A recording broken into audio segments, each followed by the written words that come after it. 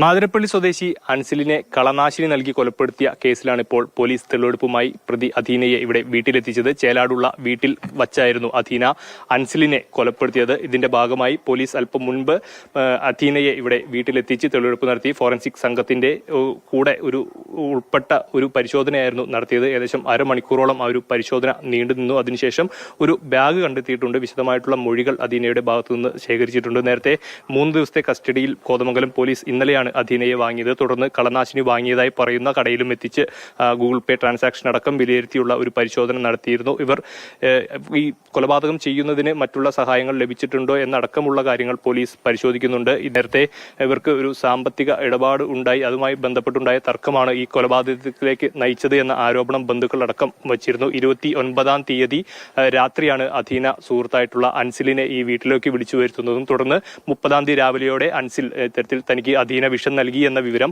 പോലീസിലും ബന്ധുക്കളെയും അറിയിച്ച് പോലീസും ബന്ധുക്കളും എത്തിയാണ് അൻസിലിനെ ആശുപത്രിയിലേക്ക് മാറ്റുന്നത്. തുടർന്ന് ചികിത്സയിലിരിക്കെ അൻസിൽ കൊല്ലപ്പെടുകയായിരുന്നു. ഇതിന്റെ ഒപ്പം തന്നെ ഈ അധീന തനിക്ക് തന്റെ മകന് വിഷം നൽകി എന്നുള്ളൊരു വിവരം അമ്മയെ വിളിച്ച് പറയുകയുമുണ്ടായിരുന്നു. അൻസിലിന്റെ അമ്മയെ വിളിച്ച് പറയുകയുമുണ്ടായിരുന്നു. ഇതെല്ലാം ആദ്യഘട്ടത്തിൽ അൻസിലിന്റെ ബന്ധുക്കൾ വെളിപ്പെടുത്തിയ കാര്യമാണ്. ഏതായാലും പോലീസ് ഇപ്പോൾ വിശദമായി തന്നെ അന്വേഷിക്കുകയാണ്. കൂടുതൽ പ്രതികൾ ഇതിൽ ഉൾപ്പെട്ടിട്ടുണ്ടോ, അൻസിലിനെ കൊലപ്പെടുത്താൻ അധീനയ്ക്ക് മറ്റേതെങ്കിലും തരത്തിലുള്ള സഹായങ്ങൾ ലഭിച്ചിട്ടുണ്ടോ എന്നതടക്കമുള്ള കാര്യത്തിലാണ് ഇപ്പോൾ പരിശോധന നടക്കുന്നത്. ഏതായാലും തെളിവെടുപ്പുകൾ ഏകദേശം പൂർത്തിയായിട്ടുണ്ട്. ഇന്നലെ കളനാശിനി വാങ്ങിയ കടയിലും ഇന്നിപ്പോൾ അധീന ഈ കൊലപാതകം നടത്തിയ ആ വീട്ടിലും ഇപ്പോൾ പരിശോധന പൂർത്തിയാക്കിയിട്ടുണ്ട്. അടുത്ത ദിവസം തന്നെ അധീനയെ വീണ്ടും തിരിച്ച് കോടതിക്ക് ജയിലിലോട്ട് കൈമാറുമെന്നുള്ളൊരു വിവരമാണ് ലഭിക്കുന്നത്.